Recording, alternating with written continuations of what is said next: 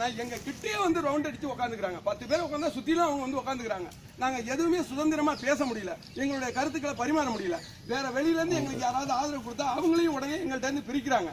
அந்த ஆதரவு மாணவர்கள் வந்தாங்க. மாணவர்கள் வந்த உடனே மறுநாளே அவங்க அரெஸ்ட் பண்ற மாதிரி ஏற்பாடு பண்றாங்க. மாணவர்கள் பண்ணக்கூடாது அப்படிங்கிற மாதிரி அவங்களுக்கு பல வகையில அவங்க படிச்சுட்டு இருக்க காலேஜ்ல போய் அவங்களுக்கு நெருக்கடியை கொடுக்குறாங்க.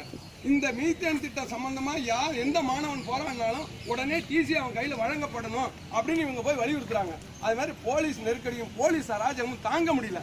இப்பதான் நாங்க தடியடியில இருந்து மீண்டு வந்திருக்கோம். தடியடி வேற பண்ணினாங்களா? பேப்பர்லாம் பாக்குறீங்களா? பாக்கலையா? ஏற்கனவே சம்பவம் நடந்த இடத்துல, ஆமா அந்த இடத்துல நடந்தது.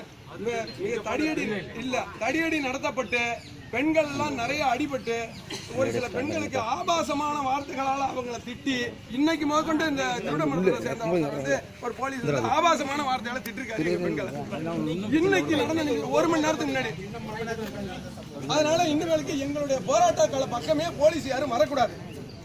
அதுக்கு வேண்டிய ஏற்பாடுகளை நீங்க எங்களுக்கு செஞ்சு கொடுங்க.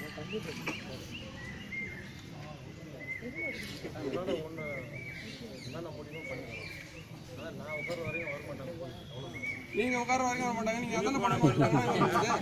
அதானே நாங்க சொல்றோம்.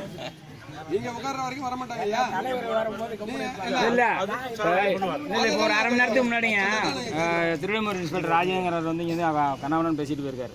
உங்க வீட்டுல பொம்பளை பிள்ளைங்க இருக்காங்களா, போறாங்களா, வராங்களா? போலீஸ்கார வீட்டுல பொம்பளை பிள்ளை இருப்பாங்கல்ல, அவனு வீட்டுல தனியாக தானே விட்டு வந்திருக்கான்.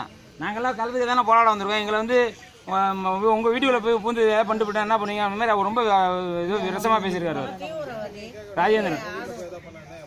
அதான் மக்கள்லாம் கேட்டதுக்கு அப்புறம் போலீஸ் இல்லாம எல்லாம் கிளம்பி போயிட்டேன். நாங்க எல்லா நேரத்துல இந்த மாதிரி எங்களுடைய பெண்களை இப்படி எல்லாம் அவதூறா பேசுறாங்க. முதல்ல நான் என்ன சொல்றேன், எங்களுடைய போராட்டத்துக்கு அவங்க நாங்க ஆதரவு கேட்கல.